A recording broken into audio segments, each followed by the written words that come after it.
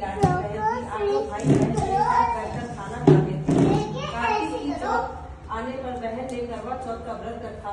जब सातों भाई खाना खाने आए तो उन्होंने बहन को भी खाने के लिए बुलाया। तो माँ बोली, आज इनका करवा चौथ का व्रत है और जब चांद निकलेगा तब इन्हें अर्घ देकर ही खाना खाएंगी। तब भाइयों ने जंगल में आग जलाकर छलनी में से चांद दिखा दिया। बहन भाभियों से बोली कि चलो अर्घ दे लो, चांद निकल आया है। भाभियाँ बोली, ये तो तेरा चांद निकला है, हमारा चांद तो रात को निकलेगा। बहन चांद को अर्घ देकर भाइयों के साथ खाने बैठ गई। पहला टुकड़ा तोड़ा दाल निकला, दूसरा टुकड़ा तोड़ा छींक मारी, तीसरा टुकड़ा तोड़ा राजा के घर से बुलावा आया कि राजा का लड़का बीमार है, जल्दी भेजो। माँ ने लड़की के पहनने के कपड़े निकालने को 3 बार बक्सा खोला, तीनों बार सफेद कपड़े निकले। तब माँ ने वही कपड़े तैयार कर ससुराल भेज दिया। लड़की की साड़ी के पल्ले में एक सोने का सिक्का बांधकर माँ ने कहा, रास्ते में जो भी मिले सबके पैर पड़ती जाना, जो तुझे सुहाग का आशीष दे उसे ही यह सिक्का देकर पहले अपने पल्ले से गांठ लगा देना। रास्ते में किसी ने भी पैर पड़ने पर सुहाग का आशीष नहीं दिया और सब ने यही आशीष दी, ठंडी हो, सब्र करने वाली हो, 7 भाइयों की बहन हो, अपने भाइयों का सुख देने वाली हो। अब ससुराल के घर पहुंची तो दरवाजे पर छोटी ननद खड़ी मिली।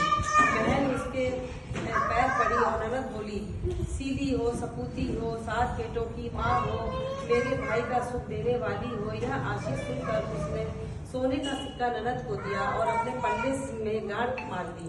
अंदर गई तो सासू जी ने कहा कि ऊपर कोठरी है, वहां जाकर बैठ जा।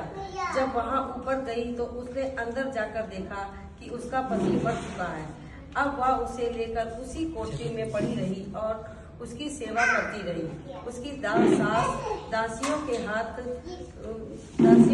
बची कुची रोटी भेज देती थी। इस प्रकार से अपने पति की सेवा करते करते 1 साल हो गए।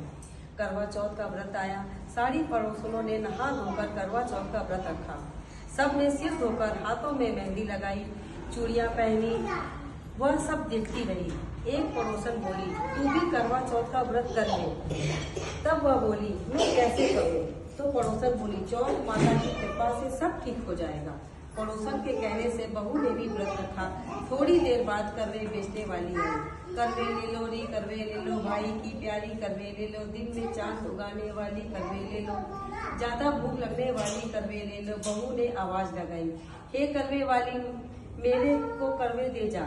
करवे वाली कहने लगी, मेरी दूसरी बहन आवेगी तो वे करवे देगी। दूसरी बहन आई, करवे ले लो री, करवे ले लो भाई की प्यारी, करवे ले लो दिन में चांद उगाने वाली, करवे ले लो ज्यादा भूख लगने वाली, करवे ले लो। बहू ने आवाज लगाई, ए करवे वाली, मेरे को भी करवे दे जा। दूसरी करवे वाली बोली, मेरी तीसरी बहन आएगी तेरे को करवे देगी। इस प्रकार 5 बहनें आकर चली गई पर किसी ने करवा नहीं दिया। फिर छठी बहन आई और बोली, मेरी 7वीं बहन आएगी, वह तुझे करवे देगी। तू सारे रास्ते में कांटे बिखेर कर रखना, तब उसके पैर में कांटा चुभ जाएगा, वह खूब चिल्लाती हुई आएगी। तब तू सुई लेकर बैठ जाना और उसका पैर पकड़कर मत छोड़ना और उसके पैर का कांटा निकाल देना। वह तुझे आशीर्वाद देगी तो तुम उससे करवा मांग लेना, तब वह तुझे करवे देकर जाएगी। तब तू उद्यापन